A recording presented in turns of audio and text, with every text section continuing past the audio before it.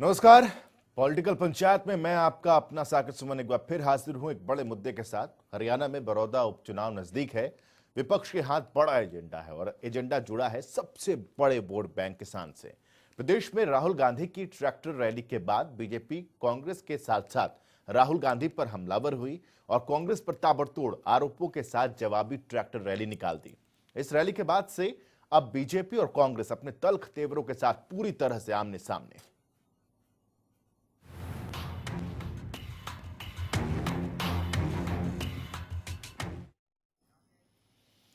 पूरे देश के साथ साथ हरियाणा में भी कृषि कानूनों पर सियासत गरमाई हुई है। हालांकि हरियाणा में कृषि कानून पर हो रही राजनीति की तपिश ज्यादा इसलिए महसूस की जा रही क्योंकि सामने बड़ौदा उपचुनाव है और हर कोई इस मुद्दे के जरिए अपनी सियासत चमकाने में लगा है। प्रदेश में राहुल गांधी की खेती बचाओ रैली के बाद प्रदेश की सियासत में मानो उबाल आ गया है।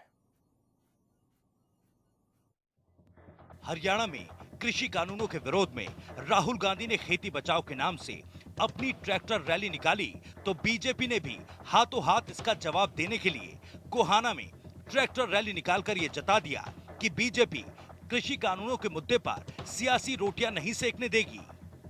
हालांकि राहुल गांधी ने अपनी रैली में केंद्र की सरकार पर जिस तरीके से निशाना साधा था, उसके बाद से ही बीजेपी राहुल गांधी पर हमलावर हो गई थी और एक के बाद एक आरोप जड़कर बीजेपी लगातार ये कह रही है कि कांग्रेस किसानों के बीच भ्रम फैलाने की कोशिश कर रही है। वहीं बीजेपी की इस ट्रैक्टर रैली को संबोधित करते हुए प्रदेश अध्यक्ष ओपी धनखड़ ने हुड्डा से लेकर राहुल गांधी तक बैक टू बैक जवाबी गोले दाग दिए। क्या मिल गया किसानों को? किस बात के लिए कर रहे हैं? उनको जो कुछ सर हांसी में विरोध भी हो चुका है उसका। एमएसपी नहीं मिल रही तो किसानों को क्या मिलेगा?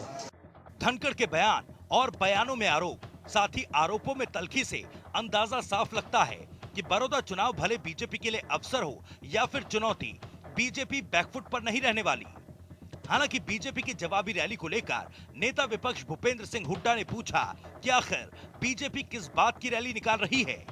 भूपेंद्र सिंह हुड्डा ने कहा, किसान भाइयों, मैं तुम्हारा मुआवजा 10,000 रुपये एक किले का कर दूंगा। जो सिफारिश हुई है उस सिफारिश, और जब सरकार बदली और मेरे को कृषि मंत्री बनाया, मैंने अफसरों से सबसे पहले जाके ये कहा कि वो फाइल ले आओ, इसमें 10,000 रुपये एक किले का मुआवजा भूपेंद्र सिंह हुड्डा ने किया है। अफसर एक दूसरे की तरफ देखने लगे। मैंने कहा क्या हुआ? बोला साहब ऐसी कोई फाइल नहीं है, वो तो भाषण हुआ था। जब राहुल आया तो किसान इकट्ठे हो रहे थे। बोला इनके टाइम के तो 2.5 रुपया वाले चेक उल्टे ध्यान है, हमारे टाइम में कोई 2.5 का चेक आया हो तो दिखा दो ने, हमने 500 रुपये कम से कम मुआवजा कराया, 500 रुपये का। वहीं केंद्रीय राज्य मंत्री रतनलाल कटारिया से जब जनता टीवी ने बात की तो कटारिया साहब ने कांग्रेस की मंशा पर सवाल उठाते हुए कहा कि जब सदन में इन बिलों पर चर्चा का वक्त था तो सोनिया और राहुल गांधी देश छोड़कर भाग गए थे। जब भारत की संसद में इन बिलों पर चर्चा होनी थी, उस दिन तो सोनिया गांधी और राहुल गांधी देश छोड़कर अमेरिका चले गए। कांग्रेस के आरोपों का जवाब देते हुए रतनलाल कटारिया ने बताया कैसे भूपेंद्र हुड्डा के नेतृत्व वाली भानु प्रताप सिंह कमेटी ने ही इन कानूनों का ड्राफ्ट तैयार किया था, लेकिन कांग्रेस में इन बिलों को पास करने की हिम्मत नहीं थी। हुड्डा के नेतृत्व में एक कमेटी बनी थी, अमरिंदर सिंह जी उसमें थे, अशोक गहलोत जी उसमें थे और इन्होंने भी उसका ड्राफ्ट बनाया था। फर्क इतना है कि ये उसको पास करने की हिम्मत नहीं जुटा सके और हमने उसको पास कर दिया। खैर माहौल चुनावी है और कृषि कानून पर गरमाई सियासत भी उफान पर आ चुकी है। ऐसे में गोहाना में हुई बीजेपी की ये रैली राहुल गांधी की ट्रैक्टर रैली और उनके आरोपों पर ईंट का जवाब पत्थर जैसे दिख रही है। सवाल ये कि कांग्रेस जब इस कानूनों का ड्राफ्ट खुद तैयार कर चुकी है तो अब इसके विरोध का ढिंडोरा क्यों पीट रही है। वही सवाल ये भी कि कांग्रेस और राहुल गांधी पर बैक टू बैक हमलों से क्या बीजेपी किसानों का दिल जीतकर इस विरोध को ठंडा कर पाएगी। जनता टीवी से पवन सिवार और गोहाना से राम सिंह मार की रिपोर्ट।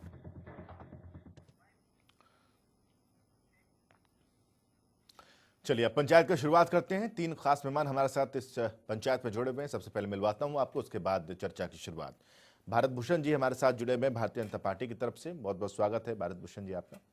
बहुत दिनों के बाद आप डिबेट में आए हैं। राय सिंह गुजर साहब हमारे साथ जुड़े हुए हैं कांग्रेस की तरफ से। बहुत बहुत स्वागत है राय सिंह जी। और संदीप गोयल जी हमारे साथ इंडियन नेशनल लोकदल की तरफ से जुड़े हैं। बहुत बहुत स्वागत है संदीप जी आपका भी। अब ट्रैक्टर रैली के बदले में भारत भूषण जी आप लोगों ने भी ट्रैक्टर चला दी, बता दिया कि अगर कांग्रेस के ट्रैक्टर में दम है तो हमारे ट्रैक्टर की भी बैटरी चार्ज है। लेकिन सवाल ये है कि भूपेंद्र हुड्डा ये कह रहे हैं कि ऐसा क्या कर दिया किसानों के लिए जिसका धन्यवाद देने के लिए आपने धन्यवाद रैली निकाल दी। साकेत जी, भारतीय जनता पार्टी केंद्र में और हरियाणा में सरकार में है, सत्ता में है, और ये इतिहास गवाह है कि जब पहले माननीय अटल बिहारी वाजपेयी जी देश के प्रधानमंत्री बने थे तो किसानों को क्रेडिट कार्ड देने की सुविधा से लेकर शुरुआत की थी भारतीय जनता पार्टी ने किसान हितैषी होने का काम किया। और बीच में कांग्रेस की सरकार रही लगातार 10 साल। उसी समय पे स्वामीनाथन आयोग की रिपोर्ट आई। उसी समय यही भूपेंद्र हुड्डा जी जो उस कमेटी के चेयरमैन बने थे जिसमें 6 राज्यों के मुख्यमंत्री सदस्य थे और आप उसके हेड थे। स्वामीनाथन आयोग की रिपोर्ट को आप लागू नहीं कर सके। अब केंद्र में भारतीय जनता पार्टी की सरकार आई है। माननीय प्रधानमंत्री नरेंद्र मोदी जी के नेतृत्व में हमने 7 मुख्य बिंदु जो स्वामीनाथन आयोग की रिपोर्ट में थे उन पर काम किया है। चाहे एमएसपी देने का काम हो, चाहे सिंचाई सुविधा उपलब्ध कराने का काम हो, चाहे फसल बीमा योजना लागू करने का हो, चाहे फसलों का मुआवजा अधिक देने का हो, चाहे किसानों के सॉइल टेस्टिंग का कार्ड की सुविधा देना हो, चाहे उसके लिए मुक्त बाजार जो कि अब इन बिलों के माध्यम से हमने दिया है, किसानों की भलाई का काम किया है। तो क्यों ना हम कांग्रेस के झूठ का पर्दाफाश करने के लिए रैलियों का आयोजन करके माननीय प्रधानमंत्री जी केंद्र सरकार का धन्यवाद करें। ये आयोजन इसीलिए किया जा रहा है कि हरियाणा प्रदेश का किसान माननीय मुख्य प्रधानमंत्री जी का धन्यवाद करते। ठीक है, राय सिंह गुजर साहब लीजिए, आपने सवाल उठाया कि ऐसा क्या किया कि धन्यवाद रैली कर रहे हैं। भारत भूषण जी ने इस बात का जिक्र कर दिया कि क्या क्या हमने किया है और इसी वजह से हम धन्यवाद रैली दे रहे हैं। बताइए आपके सवाल में कहाँ दम रह गया।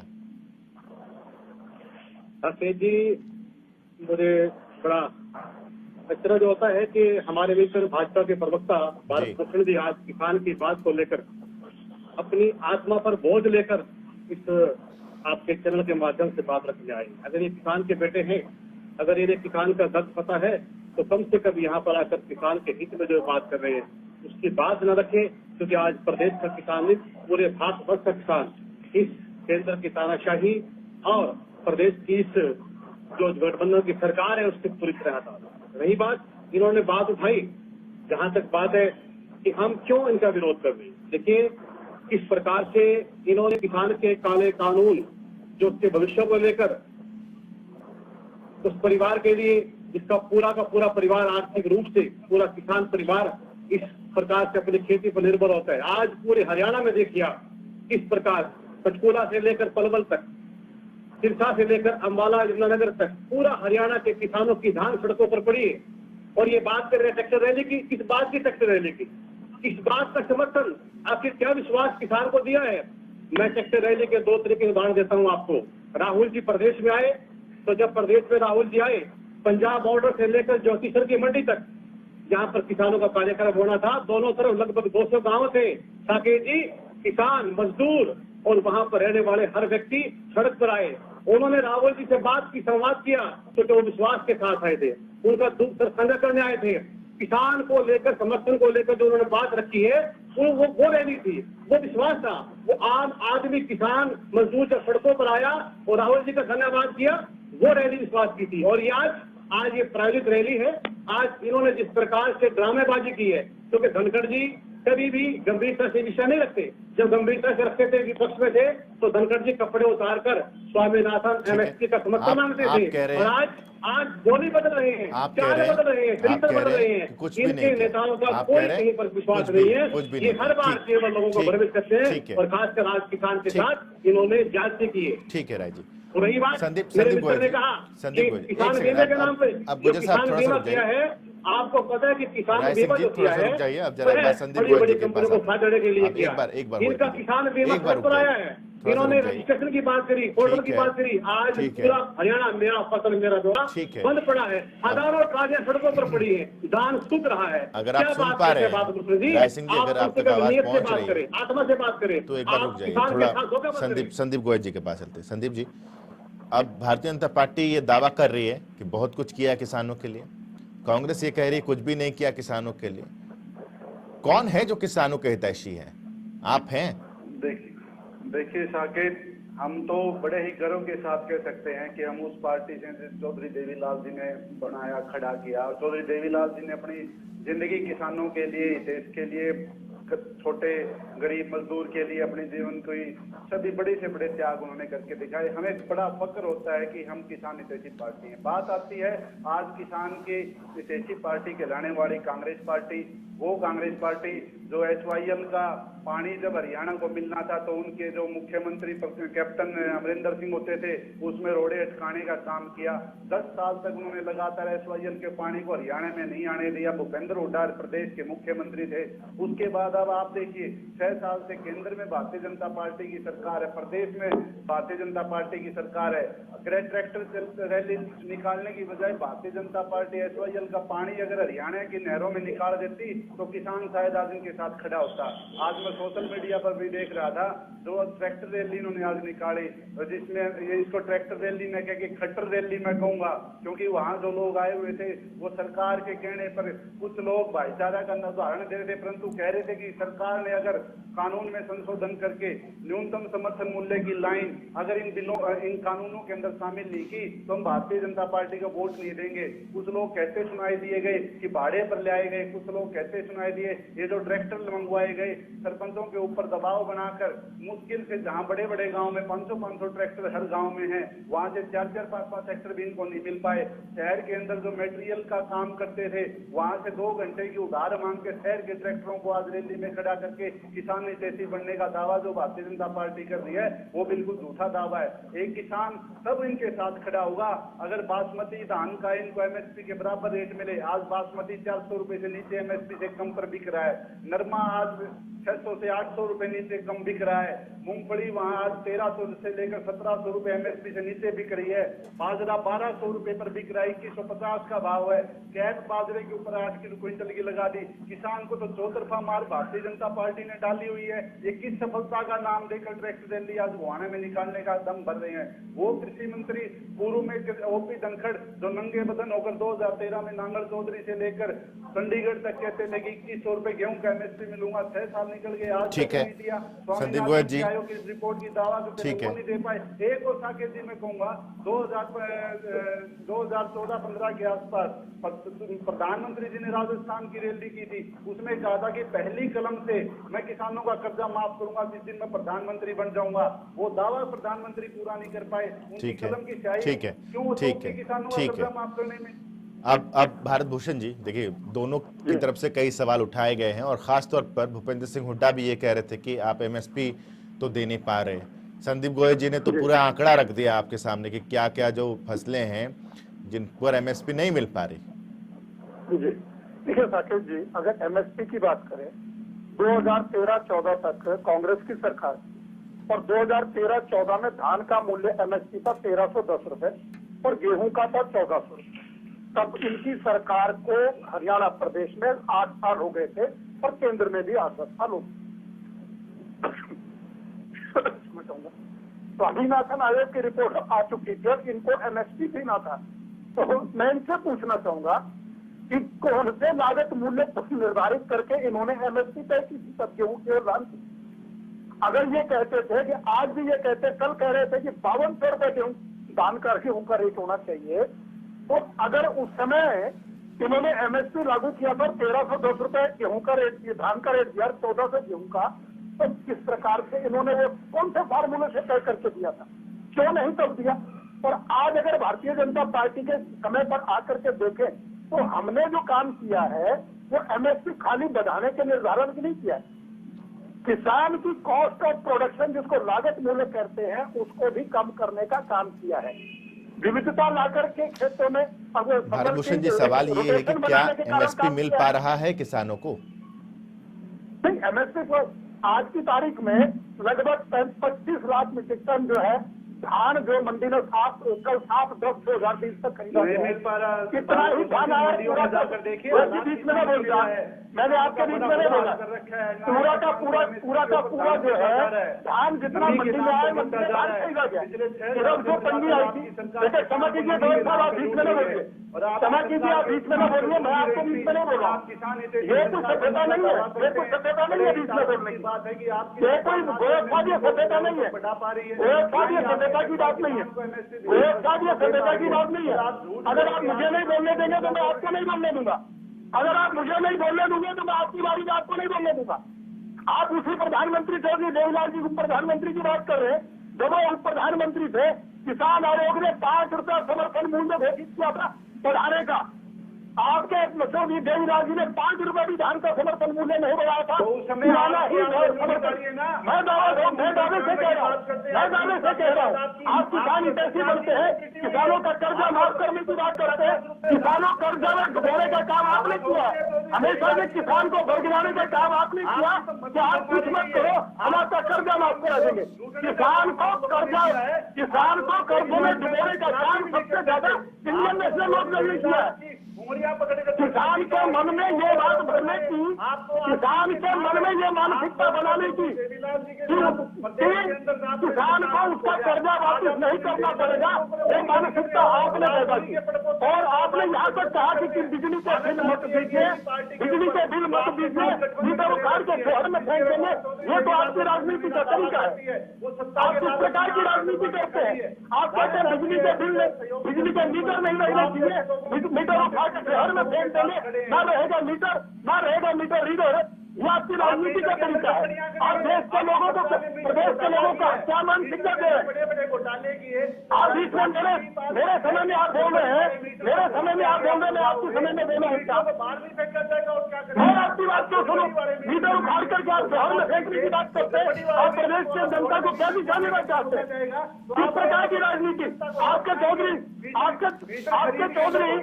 सरकार ने किया आप हमारे घोटाले की बात करें, कौन सा घोटाला है? इसकी साबित करके दिखा दीजिए। गलत बात है। अभय सिंह चौटाला जी का ये कहना कि हमारी सरकार आ जाएगी तो कोई इंटरव्यू नहीं, कोई रिटर्न टेस्ट नहीं, वे इन लोगों का कार्यकर्ता और सब नौकरी पर लग जाएंगे। ये कौन सा तरीका है? किस दिशा में आप प्रदेश के नौजवान को ले जाना चाहते हैं?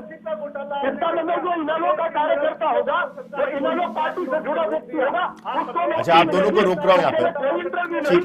ठीक है संदीप जी, 1 सेकंड होल्ड कीजिए। इनलो का कार्यकर्ता भारतभूषण जी 1 सेकंड होल्ड कीजिए, 1 सेकंड होल्ड कीजिए। भारतभूषण जी 1 सेकंड, संदीप जी 1 सेकंड। क्षमा चाहूंगा आपसे, ये तो कोई सभ्यता की बात नहीं है। हाँ ठीक है, इसलिए रोक रहा हूँ। संदीप गोयल जी 1 सेकंड होल्ड कीजिए। भारत जी 1 सेकंड में लौट रहा हूँ आपके पास। एक बार जरा राय सिंह गुर्जर जी के पास एक बार चलते हैं। राय सिंह साहब, ओपी धनखड़ ये आरोप लगा रहे हैं कि ये कांग्रेस किस मुंह से किसानों के हित की बात करती है जो अपने कार्यकाल में 2.5 रुपए का चेक देती थी मुआवजे का। राकेश जी, मेरे दोनों मित्र अभी मुद्दे को लेकर बहस कर रहे हैं, मैं आपकी बात का भी जवाब दूंगा। उससे पहले मैं थोड़ा स्पष्ट कर दूं कि केवल किसान को लेकर न केवल हरियाणा बल्कि पूरे भारतवर्ष में अगर कोई आवाज सशक्त रूप से प्रहरी के रूप में सामने आई वो कांग्रेस की विचारधारा के साथ जुड़ी। देखिए, कांग्रेस ने अपने 10 साल के कार्यकाल में 72,000 करोड़ रुपए माफ करके किसान का एक संदेश दिया। उसके बाद भूमि जो मुआवजा कानून दिया वो दुनिया में सबसे ऐसा महत्वपूर्ण कानून रहा कि किसान की पीढ़ी को भी अगले 33 वर्ष तक उसका मुआवजा मिले। इसके साथ साथ जो बात कर रहे हैं, हमारे हरियाणा प्रदेश में जो सरकार हुआ करती थी 10 वर्ष सरकार रही, मैं भारतभूषण जी से चैलेंज करता हूँ कि पिछले 7 साल के अपने जो उन्होंने अगर धान की कोई भी फसल मंडी में बेचती है उसकी पर्ची लेकर अगली बैच में आकर आए और मैं अपने खेत की धान की फसल जो मैंने बेची है अपने कार्यकाल में वो लेकर आऊंगा। अगर 1000 रुपए भी आपसे आगे न हुई तो हम राजनीति को चैलेंज करके छोड़ देंगे। झूठ बोलते हैं, भ्रम फैलाते हैं, इनका काम है केवल भ्रम फैलाना। राय सिंह जी, मेरे सवाल का जवाब नहीं दिया आपने। इन्होंने आपकी बात का जवाब मैं देता हूँ। देखिए, कई बार क्या होता है कि इस प्रकार की परिस्थितियों में जो चेक बढ़ते हैं वो तकनीकी और अनेक प्रकार के कारण होते हैं, लेकिन हरियाणा प्रदेश में केवल कांग्रेस के 10 साल के शासनकाल में किसान की जो स्थिति थी, जो उसकी फसल को लेकर, उसके भविष्य को लेकर, उसके व्यवसाय को लेकर जो आगे बढ़ने की प्रगति थी पूरे देश के अंदर, वो केवल कांग्रेस आपको काउंटर करना चाह रहे हैं भारत भूषण जी। भारत भूषण जी का काउंटर लेते हैं, हमारे कार्यकाल में कोई भारत भूषण जी का काउंटर लेते हैं। राय सिंह जी एक सेकंड, राय सिंह जी एक सेकंड, राय सिंह जी एक सेकंड, दान घोटाला हुआ है, राय सिंह जी एक सेकंड, लैंड यूज घोटाला हुआ है, राय सिंह जी एक सेकंड, एक सेकंड, राय सिंह जी एक सेकंड, किलोमीटर राय सिंह जी पूरे पेपर लीक हो गए, ठीक ठीक ठीक पेपर लीक हो गए, ठीक, सब्र कीजिए। हो गए और गीता जयंती पर करोड़ों रुपए का घोटाला हुआ। ठीक है राय सिंह जी, अब जरा भारत भूषण जी का काउंटर लेते हैं। भारत भूषण जी बोलिए, शराबबंदी कोरोना का हुआ। भारत भूषण जी बोलिए। आपकी सरकार को घोटालों की है, बताना चाहूंगा चाहे बातों की है, और किसी भी सरकार से आप कहीं पर भी व्यवहारिक रूप से धरातल पर किसान के साथ नहीं। हाँ ठीक है, बोलिए भारत जी। जब 13-14 में कांग्रेस की सरकार गई तो उस समय किसानों का सरकार के ऊपर मुआवजे का 1100 करोड़ रुपया बकाया था, जो ये दे करके नहीं गए थे। इसी में 2-2 रुपए के चेक बांटे जा रहे थे। भारतीय जनता पार्टी की सरकार ने आकर के वो 1100 करोड़ रुपया फसलों का मुआवजा पहले से किसान को दिया। आपकी पूरी की पूरी आपने जो कहा कि किसान के बीमे की बात करी है, अरे बात भूषण जी, आपका जो किसान का बीमा था ना, वो बड़ी बड़ी कंपनियों को खाता खुलवाने के लिए था। बेचारे किसान को पता भी नहीं कि फसल का बीमा हुआ और बड़ी बड़ी कंपनियों को आपने भुगतान कर दिया। बड़े बड़े राय सिंह जी एक बार सुन लीजिए, राय सिंह जी सुन लीजिए, राय सिंह जी एक बार कंप्लीट कर लेने दीजिए भारत भूषण जी को। आपके टाइम पर वो नहीं बोल रहे थे। राय सिंह जी, राय सिंह जी, ऐसे चर्चा, ऐसे बहस करके कोई फायदा नहीं है, ऐसे बहस करके कोई फायदा नहीं होगा। एक बार थोड़ा सा होल्ड कीजिए राय सिंह जी। बंद करवाने के लिए किसान, अरे अपने ट्रैक्टर पर थोड़ा सा ब्रेक लगाइए, ब्रेक लगाइए थोड़ा सा राय सिंह जी। एक बार भारत भूषण जी को सुनिए, उसके बाद मैं पूरा मौका दूंगा आपको बोलने का। संदीप जी आ रहा हूं उसके बाद। 2013-14 में कांग्रेस सरकार के समय पर 6,000 रुपया प्रति एकड़ फसल का मुआवजा हुआ करता था। और 14 के चुनाव के समय पर भूपेंद्र सिंह हुड्डा जी ने कहा था हमारी सरकार आएगी, इसे 10,000 रुपये प्रति एकड़ करूंगा। भारतीय जनता पार्टी की सरकार आई तब से 12,000 रुपये प्रति एकड़ के हिसाब से।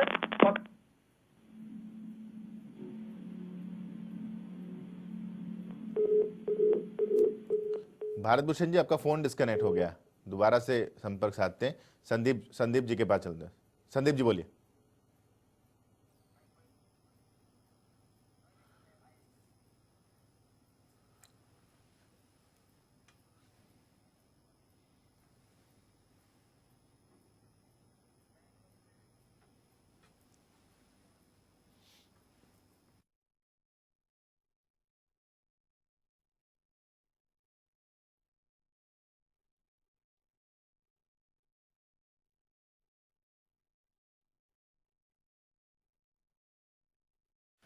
जी हाँ, तो सवाल अब यही है कि किसानों के हित में कौन है, और कोई ये तो कहेगा नहीं कि किसानों के खिलाफ वो है, क्योंकि हिंदुस्तान में 14 करोड़ जो किसान हैं और हरियाणा में 14 लाख किसानों की एक तादाद है। तो ये बहुत बड़ी एक आबादी हो जाती है जिसको गुस्सा दिलाना या जिसका रूठ जाना किसी भी दल के लिए बहुत ही मुनासिब नहीं होगा। इसलिए कोई भी राजनीतिक दल ऐसा नहीं चाहेगी कि वो उनसे नाराज हो जाए। लेकिन अपने आप में सवाल यही है कि किसान अब करे तो क्या करे, क्योंकि ये कानून बन चुका।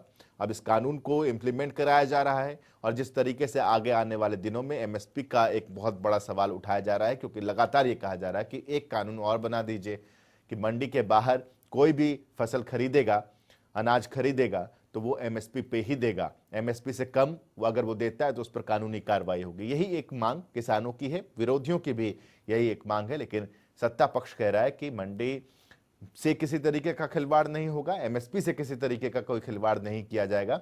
ये वो उसका आश्वासन है, लेकिन आश्वासन को कानूनी चोला उड़ाने की मांग किसान और विपक्ष लगातार कर रहा है।